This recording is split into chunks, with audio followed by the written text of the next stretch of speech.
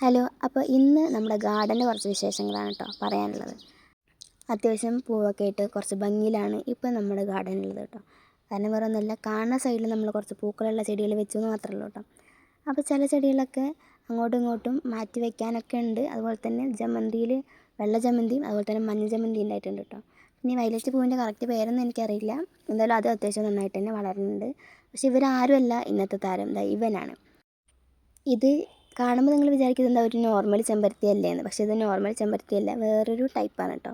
ഞാൻ ഓൺലൈനിൽ നിന്ന് വ്യത്യസ്തമാണ്. അതിൻ്റെ മുട്ടൊക്കെ ഒരു വ്യത്യാസമില്ല. അതുപോലെ തന്നെ കഴിഞ്ഞ ദിവസം ഒരു മഞ്ഞ പൂ ഇതുപോലെ ഉണ്ടായിട്ടുണ്ടായിരുന്നു കേട്ടോ. അതിൻ്റെ വീഡിയോ ഞാൻ ഇട്ടിട്ടുണ്ട്, വേണമെങ്കിൽ ഒന്ന് കണ്ടു നോക്കാം കേട്ടോ.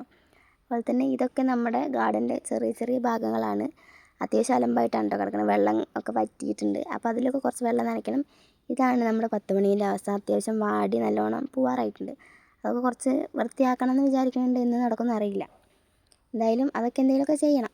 അപ്പോൾ ഇതൊക്കെ ഉണങ്ങിപ്പോവാറായിട്ടുണ്ടെങ്കിൽ അതിന് ഞാൻ വെള്ളം നനച്ച് കൊടുക്കാറുണ്ട് കേട്ടോ. ഇനി അഥവാ ഉണ്ടാവുകയാണെങ്കിൽ ഉണ്ടാവട്ടെ എന്നുള്ള രീതിക്ക്. അപ്പോൾ നോർമൽ ചെമ്പരത്തി അല്ലാന്ന് പറയാൻ കാരണം ഇതാണ് നമ്മുടെ വീട്ടിലെ നോർമൽ ചെമ്പരത്തി കേട്ടോ. ഇങ്ങനെ കാണുമ്പോൾ അതിൻ്റെ ചെറിയൊരു വ്യത്യാസം നിങ്ങൾക്ക് മനസ്സിലാവില്ലേ. അപ്പോൾ ഇതാണ് ആ ചെമ്പരത്തി ഈ ചെമ്പരത്തിയുള്ള വ്യത്യാസം. പിന്നെ ഇത് പറഞ്ഞാൽ വേറൊരു ടൈപ്പാണ്. ഇതിലൊരു വെണ്ടയ്ക്കയുടെയൊക്കെ ഇലയിലുണ്ടാവില്ലേ ഒരു ഒരു ചൊറിയണ പോലത്തെ സാധനം, അതൊക്കെ ഉള്ളൊരു ചെമ്പരത്തി കേട്ടോ. അതെന്ത് ടൈപ്പാണെന്ന് എനിക്കറിയില്ല. പിന്നെ ഇവരെ പറ്റി പറയുകയാണെങ്കിൽ ഇവരാണ് എൻ്റെ മെയിൻ ശത്രുക്കൾ കേട്ടോ. ഞാൻ എന്തെങ്കിലും ഒരു ചെടി നട്ടിട്ട് അതൊന്ന് വൃത്തിയായിട്ട് ഉണ്ടാകുമ്പോഴേക്കും അവരുടെ ഈ അവസ്ഥയിലാക്കി വെച്ചിട്ടുണ്ടാവും കേട്ടോ. ഇതിപ്പോൾ നേരത്തെ കാണിക്കാൻ വിട്ടുപോയൊരു ചെടിയാണ് കേട്ടോ. ഇത് ഒരു ചുവപ്പ് ചെടിയാണ്. ഇതിൻ്റെ പേരൊന്നും എനിക്കറിയില്ല. അതിൻ്റെ നാലുപുറം ഒരു വണ്ട് പോലത്തെ സാധനം വട്ടമിട്ട് പറക്കുന്നുണ്ട്.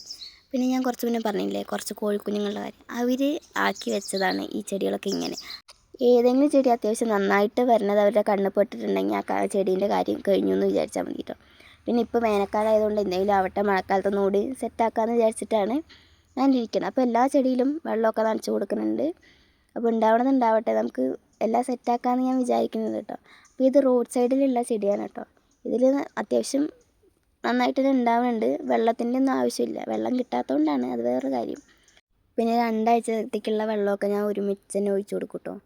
അപ്പോൾ എന്തോ ഒരു ഭാഗ്യത്തിനാണ് ചെടികളൊക്കെ ഉണ്ടാവുന്നത്. അപ്പോൾ ഞാൻ അത്യാവശ്യം ഇനി നന്നായിട്ട് നോക്കണം എന്ന് വിചാരിക്കുന്നുണ്ട്. എല്ലാ വീഡിയോയിലും ഇത് തന്നെയാണ് ഞാൻ പറയാറുള്ളത്, പക്ഷെ ഒന്നും നടക്കാറില്ല. അപ്പോൾ ഈ ചെടികളൊക്കെ വെള്ളം ഒഴിച്ചിട്ടുണ്ട്. പക്ഷേ ഈ കല്ലുകൾ നിരന്നിരിക്കുന്നുണ്ടോ, അവിടെ നമ്മൾ കുറച്ച് ചെടി നട്ടിട്ടുണ്ടായിരുന്നു. പക്ഷെ ആരാന്നറിയില്ല അതിൻ്റെ മുകളിൽ ഇതുപോലെ കല്ല് കൊണ്ടുവച്ചിട്ടുണ്ട് കേട്ടോ. അപ്പോൾ വീഡിയോ ഇഷ്ടപ്പെട്ടാൽ ലൈക്ക് ചെയ്യാൻ മറക്കണ്ട.